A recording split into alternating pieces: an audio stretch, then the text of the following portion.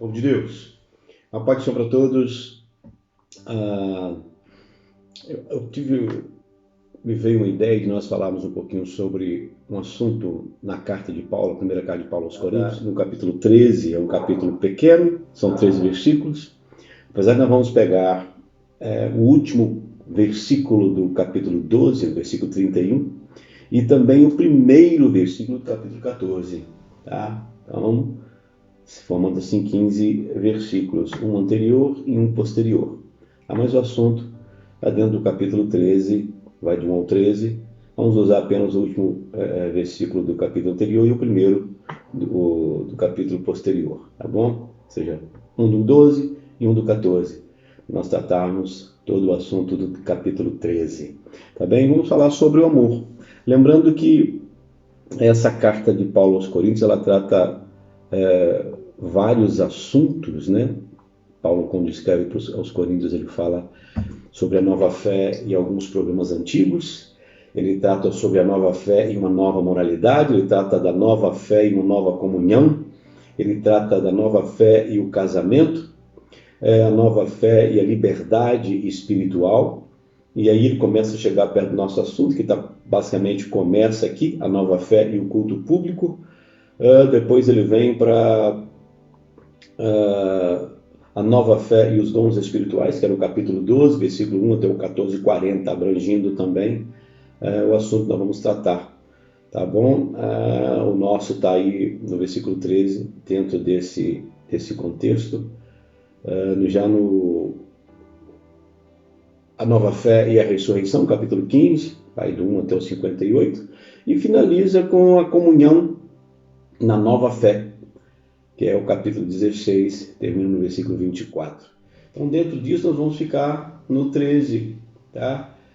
O 13 está inserido dentro do contexto, que vai dentro do 12, versículo 1, até o 14, versículo 40. Tá? Mas nós vamos pegar o capítulo 13, do 1 a 13. Como eu disse, a gente vai usar o versículo 31 do capítulo anterior e o primeiro versículo do capítulo posterior. Tá bom? E Paulo, é bom a gente também entender que os três anos que se passaram depois que Paulo deixou Corinto, os membros da igreja não se desenvolveram bem espiritualmente, né? Nos termos espirituais, eles ficaram agarrados. Então Paulo, que já tinha escrito uma carta anteriormente, volta a escrever essa carta. Tá bom? E ele teve pelo menos 3 fontes de informações de Corinto. Ele teve informações através de Estéfanes, Afortunato e Acaico. Também teve da família de Cloé, e teve da própria igreja dos Coríntios. E a situação rápida ali de deteriorização alarmou a igreja, alguns membros da igreja que escreveram para Paulo, então, para comentar a respeito dos problemas que estavam tendo ali. Essas 3 fontes levaram de fontes de informação, deixando Paulo preocupado, levou Paulo a escrever essa nova carta aos Coríntios. Então, foi essa combinação desses fatores que levou Paulo a escrever essa carta, da qual, ou seja, vamos tratar esse assunto sobre o amor. E nessa carta que Paulo envia aos Coríntios, ele trata assuntos, havia questões sobre o casamento, sobre o celibato, sobre alimentos oferecidos aos ídolos, sobre o culto público, né? Alguns assuntos sobre dons espirituais, mas Paulo também estava preocupado com outros problemas que atormentavam a igreja dos Coríntios, tais como divisões, um espírito de contenda, impureza sexual, um espírito não cristão. Então Paulo escreve a carta onde ele apresenta exigências, ou as exigências do cristianismo, de uma completa renovação de caráter e conduta, uma nova moralidade baseada no poder redentor de Cristo. Então Paulo escreve a esses nossos irmãos daquela época, já que eles estavam rodeados aí por várias situações que tinham a ver com a cultura, com o contexto geográfico, né? E essa conversão desses novos membros que estavam aí nessa igreja, já, apesar de que já havia pelo menos esses 3 anos, né, essa igreja. E aí, dentro de todos esses assuntos, Paulo, então, no capítulo 12, ele fala sobre nova fé e os dons espirituais. Ele trata sobre a variedade dos dons espirituais. Ele fala sobre os dons do Espírito Santo. E ele explicando o que, onde, como, por quê.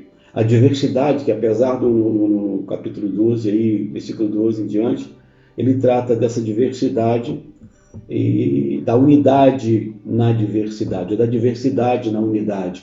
Que apesar de que nós somos várias pessoas, vários membros, vários dons, mas é o mesmo, só o mesmo Espírito quem ministra, quem dá todos estes dons. E aí, como ele observou que havia muito desamor, né? No meio de tudo isso, as pessoas muito preocupadas com os dons espirituais, quem tinha mais dons, quem tinha mais manifestações, e estavam se gloriando nisso aí. Então houve esse problema também na igreja. Então Paulo, citando os dons e a importância de todos eles, ele então, no versículo 31, entretanto, procurai com zelo os melhores dons. E eu passo a mostrar-vos ainda um caminho sobremodo excelente. É como ele chama aí, como ele trata o amor, então, nessa situação. Terminando o capítulo 12. Né? E aí, então, ele começa a falar sobre a excelência do amor. E como que o dom do amor, assim, podemos chamar assim, essa graça, esse dom é essencial ou mais essencial do que os outros dons, tá bom? Então não vamos falar não de todo o capítulo agora, mas vamos aqui tentar falar pelo menos dos 3 primeiros versículos agora, se dá para falar dos 3, o de 1, o de 2 e 3, e vamos seguindo em cada vídeo falando do restante do capítulo, tá bom? É a intenção de fazer uma exposição. Eu peço a atenção dos irmãos que se concentrem, anotem se for possível, para nós podermos aproveitar melhor o nosso tempo, tá bem? Então ele diz aqui nos 3 primeiros versículos, quando ele começa a falar sobre um caminho sobremodo excelente: ainda que eu fale as línguas dos homens e dos anjos, se não tiver amor, serei como o bronze que sou, como o símbolo que retine. Ainda que eu tenha o dom de profetizar e conheça todos os mistérios e toda a ciência, ainda que eu tenha tamanha fé a ponto de transportar montes, se não tiver amor, nada serei. E ainda que eu distribua todos os meus bens entre os pobres, e ainda que entregue o meu próprio corpo para ser queimado, se não tiver amor, nada disso me aproveitará.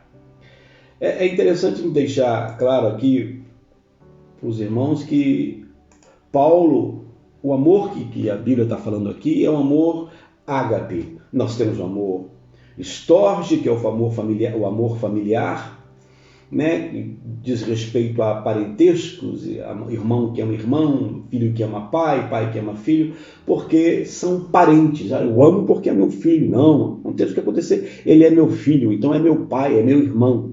Mas não é desse amor que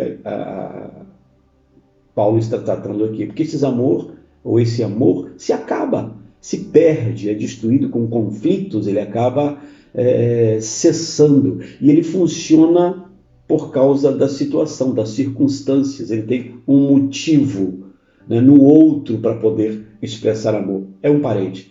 Tem também o amor filia, de filos, que é amor de amizade, nessa consideração, que também acaba. Existe porque o outro se identifica comigo, nós convivemos bem, a gente gosta das mesmas coisas e isso faz com que eu ame, mas isso também acaba, é destruído, cessa de acordo com as circunstâncias. Também o amor eros, que tem a ver com amor sexual, né? É de interesse, de prazeres, troca de prazeres, tá? Mas também é de acordo com as circunstâncias e também acaba, é destruído. Não é desse amor ou desse tipo de amor que nós estamos falando.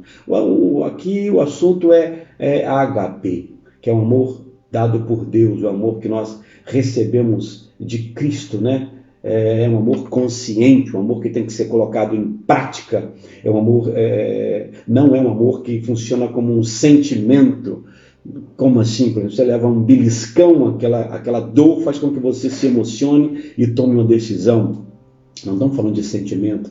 Ou alguém chega e faz o bem para você, então você diz, acaba se comportando com um sentimento de amor por aquela pessoa, um sentimento bacana, tá? Não é disso que nós estamos falando, desse sentimento que acontece de acordo com as circunstâncias, de acordo com o que fazem por mim ou de acordo com o que eu faço pela pessoa, manifesta esse amor. Não, o ágape é indiferente das circunstâncias, é um amor que eu faço por consciência, eu entendo e sei que devo amar, tenho que praticar esse amor, tenho que viver, e é possível porque nós recebemos esse amor que foi através do Espírito Santo, esse amor habita em nós, então é praticar, exercer, tá bom? É desse amor que a Bíblia está falando, tá bom? O amor ágape, que é o maior de todos os dons, tá? Que está acima de todos esses outros dons, ou esses comportamentos, tá bom? E a gente vê aqui então, falando um pouquinho sobre isso, é que o amor é o maior de todos os dons, ou a maior das graças, ou de todas as graças espirituais. Por isso, nós devemos lutar para ter amor, que é o que é dito lá no final, no início do capítulo 14, tá bom? Então, em cima desses 3 versículos que nós lemos, que foi lido aqui agora, Paulo vai dizendo aqui que o amor é essencial, versículo 1 até o 3, o amor é essencial, ou mais essencial. Por quê? Primeiro porque o amor é maior do que a habilidade de falar. Tá? Falar aqui é falar bem, ou falar bonito, ou falar de forma, que linda oratória, ou quanta eloquência, ou também de falar as línguas estranhas, né? Sem amor, tudo isso se torna vazio, se torna até imprudente. Claro que o objetivo do apóstolo aqui é mostrar que o homem que professa esse dom, como acontecia na igreja de Corinto, mas não tem amor, na realidade nada mais é como se fosse um som de um sino, de um metal. Não tem valor nenhum para o sino, não tem valor nenhum para o metal, não tem valor nenhum para essa pessoa. Se ele fala em língua, se ele tem domínio da palavra, se ele consegue transmitir tal, e como fala bem, mas não tem amor, não vai haver nenhuma glória para essa pessoa, nenhum bem traz a essa pessoa, ainda que tenha para o ouvinte, para aquela pessoa não adianta nada. E assim aqueles irmãos de Corinto estavam vivendo, achando que, né? Quero falar muito, tanto que havia uma desorganização, uma desordem no culto, porque todo mundo queria falar em línguas, porque achava que isso me faz ser o cara. E Paulo está dizendo que falar em línguas sem amor não adianta nada, é vazio. E a outra coisa também, o outro ponto que a gente observa nos 3 versículos, é que o amor é essencial, porque o amor é mais necessário que a profecia, o conhecimento, a ciência e a fé. É maior do que tudo isso. Tá? Você pode, embora a profecia nós entendamos que é demasiadamente inspiradora e vital para o progresso da igreja, está ligada na época dos profetas também na nossa época, é um dom que tem a ver com a escatologia, né, que consola, é bem-vindo e é essencial à igreja.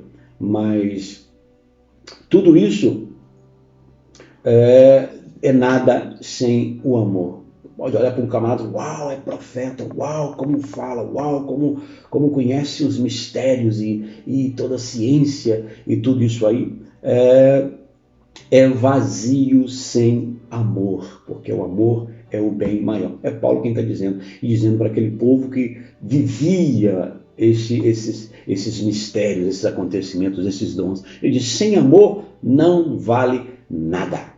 Tá? E também a gente diz aqui, olhando para essa igreja de Corinto, né, que eles davam muita importância às pessoas que tinham conhecimento dos assuntos humanos, dos assuntos divinos, né? E isso acontece muito hoje ainda, as pessoas estão atrás, se porventura tem movimento espiritual e tal, tanto a pessoa se faz, como as pessoas também que observam isso acabam admirando tanto, se agarrando a isso, sem observar se há amor nessa pessoa, tá?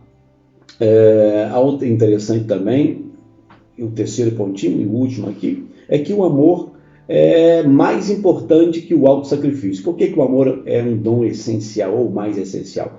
Porque é mais importante que o autossacrifício, versículo 3. Não importa o sacrifício que alguém tenha feito, está fazendo ou fará. Se não tiver amor, se não houver amor nessas atitudes, nesses feitos, não há benefício algum. Tá? E é incrível porque você observa Paulo falando, eu posso dar meu corpo para ser queimado, posso dividir todos os meus bens com os pobres, né? E dividir aqui repartir em porções e sair realmente dando para todo mundo. Ou seja, é possível haver essas atitudes sem haver amor. No amor há atitudes do bem para o próximo, né? Essas ações de dar, de repartir, né, de ajudar e tudo isso. Mas pode haver essas atitudes sem haver amor. É possível que isso aconteça, e Paulo está dizendo, sem amor nada disso vale nada.